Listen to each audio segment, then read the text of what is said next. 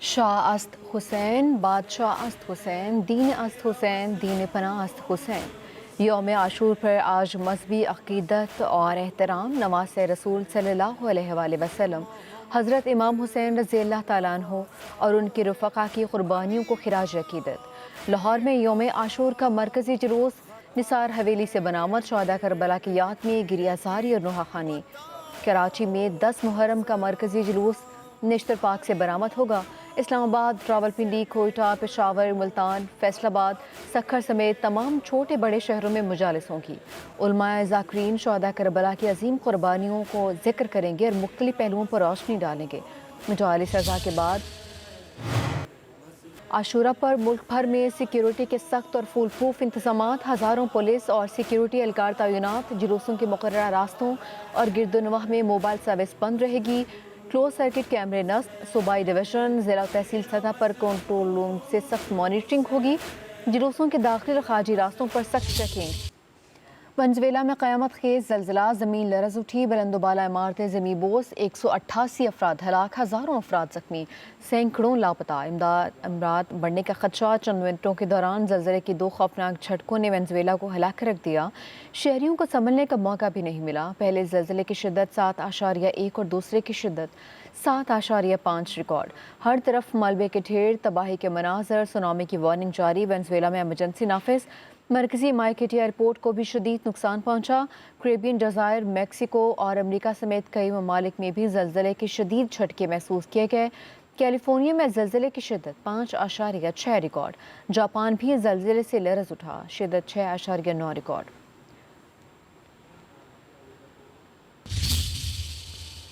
Venezuela میں زلزلوں سے آنے والی تباہی پر دنیا بھر نے انسانی امداد کے لیے ہاتھ بڑھا دیا۔ صدر ٹرمپ کہتے ہیں ہم مدد کے لیے تیار ہیں، امریکہ اپنے نئے دوست کے ساتھ کھڑا ہوگا۔ امریکی وزیر خارجہ مارکو روبیو کا امدادی کارروائیوں کے لیے ٹیمیں فوری وینزویلا بھیجنے کا اعلان۔ لاطینی امریکہ کے ممالک بھی مدد کے لیے میدان میں آ گئے۔ برازیل اور میکسیکو نے بھی ہر ممکن تعاون کی یقین دہانی کروا دی۔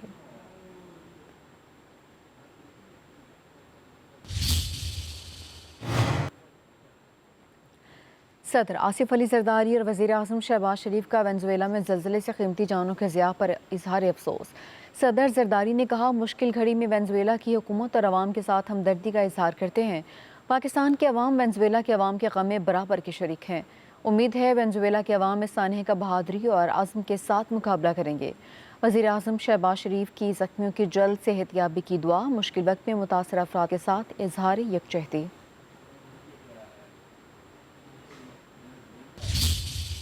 ایران کی جانب سے دہشت گردوں کی معاونت کے خاتمے تک مشرق وسطیٰ میں امن نہیں ہو سکتا۔ ایران کے معاہدے میں خلیجی ممالک کا تحفظ بھی شامل ہوگا۔ آبنائے ہرمز پر کسی ایک ملک کی ملکیت قبول نہیں۔ کوئی بھی ملک آبی گزرگاہ سے ٹیکس وصول نہیں کر سکتا۔ عمان آبنائے ہرمز سے ٹیکس لینے کے حق میں نہیں۔ جہازوں کی آمد و رفت پر ہماری نظریں ہیں۔ یورپی ممالک آبنائے ہرمز کھلی چاہتے ہیں مگر اس کے لیے انہوں نے کوئی کام نہیں کیا۔ امریکی وزیر خارجہ مارکو روبیو کی بحرین میں گفتگو۔ بولے تکنیکی ٹیمیں 30 جون کو دوبارہ سوئٹزرلینڈ جائیں گی۔ جوہری پروگرام سمیت پابندیوں سے متعلق بات چیت ہوگی۔ امریکہ حقیقی پائیدار امن چاہتا ہے۔ ایران کی تعمیر نو کے فنڈز بارے خلیجی ممالک سے بات نہیں ہوئی۔ لبنان کا پرامن مستقبل ہماری پہلی ترجیح ہے۔ صدر ٹرمپ چاہتے ہیں ایران مفاہمت کی یادداشت کی پاسداری کرے۔ ایسا نہ ہوا تو مختلف آپشنز موجود ہیں۔ ایران اچھا ڈیل چاہتا ہے تو ہم تیار ہیں۔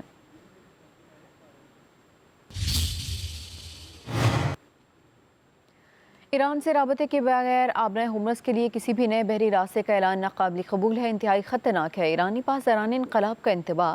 کہا آبنائے ہرمز میں محفوظ ٹرانزٹ صرف ایک ایران کے مقرر کردہ روٹس سے ہی ممکن ہے۔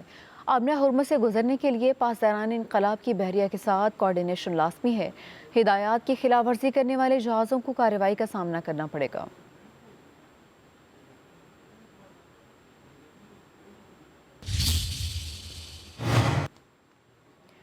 امریکہ مفاہمتی یادداشت کے بارے متضاد بیانات دے رہا ہے۔ ذمہ داریوں کا احساس کرتے ہوئے وعدے پورے کرنا چاہیے۔ ترجمان امریکی وزارت خارجہ اسماعیل بقائی کہتے ہیں امریکہ کو ایم او یو کے واضح متن کے منافی تشریحات سے گریز کرنا چاہیے۔ متضاد بیانات ایرانی عوام کے عدم اعتماد کو کم کرنے میں مددگار ثابت نہیں ہوں گے۔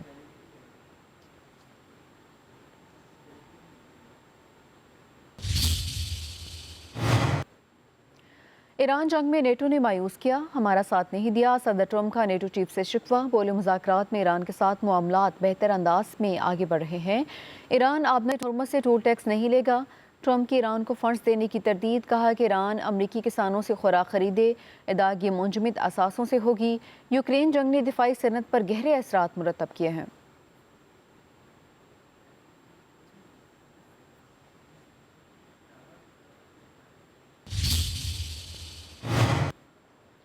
عالمی منڈی میں خام تیل کی قیمتوں میں مسلسل کمی، آبنائے ہرمز سے جہازوں کی بلا روک ٹوک آمد و رفت بحال ہونے کے بعد برنٹ کروڈ کی قیمت $74.73 تک گر گئی۔ ایران پر حملے سے پہلے یہ قیمت $72.63 تھی۔ سوئٹزر لینڈ میں امن مذاکرات کے پہلے دور کے بعد اب تک 80 بحری جہازوں آبنائے ہرمز کو عبور کر چکے ہیں۔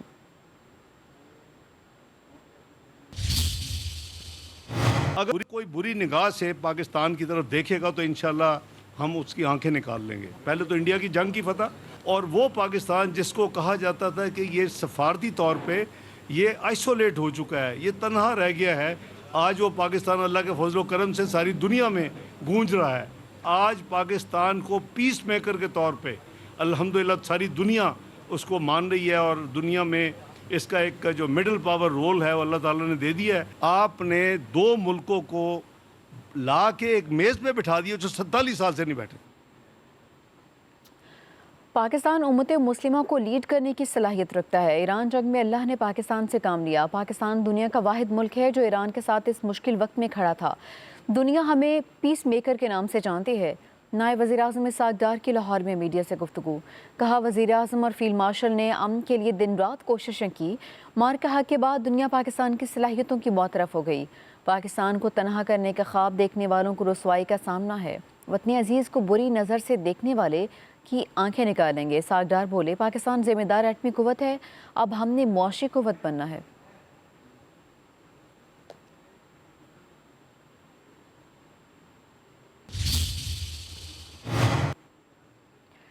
صدر مملکت آصف علی زرداری نے فائنانس بل کی منظوری دے دی، صدر کا دستخط شدہ بل واپس وزارت پارلیمانی امور کو موصول، 18,000 ارب روپے سے زائد کے بجٹ پر 1 جولائی سے عمل درآمد شروع ہوگا، ٹیکسوں اور ڈیوٹیز میں رد و بدل 1 جولائی سے ہی لاگو ہوں گے۔